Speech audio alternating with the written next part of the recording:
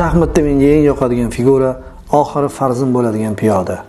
U asl farzimdan ham afzalroqki, o'yin masalasini ko'p holatda shu figura hal qiladi. Daraxtlar ichida eng yoqadigani eman daraxti, chunki undan boshqa daraxtlarga qaraganda ko'proq qog'oz olish mumkin ekan. Gullar ichida eng yoqadigani sariq gullar. Ularni ayriliq guli ham deyishadi. Sariq gullarda yolg'on yo'q, chunki sevgi ramzi bo'lgan boshqa gullar esa aldayotgan bo'lishi mumkin. Osmondagi jismlardan oy yoqadi. Yulduzlarga suyanish mumkin. Quyosh hamma tarafni yorug' qiladi.